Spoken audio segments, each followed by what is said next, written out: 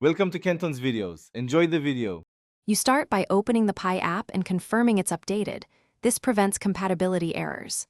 Once signed in, make sure two-factor authentication is available because some changes require verification. Next, tap Profile or Settings in the bottom menu to access account controls. You're not just browsing, you're entering the edit flow. Make sure you have a stable connection and pause any syncs.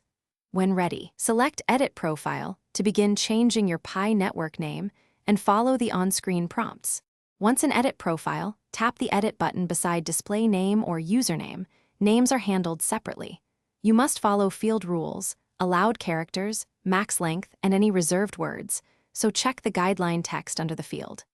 After entering your desired name, use the availability checker and preview to confirm how it appears to others.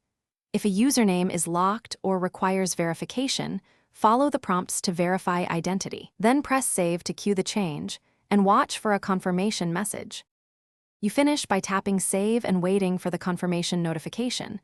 Some changes take minutes to propagate, so be patient. If the update fails, clear the app cache, log out and back in, or switch to a stable Wi-Fi network before retrying. Make sure you aren't violating naming rules. If the name is blocked, try a small variation.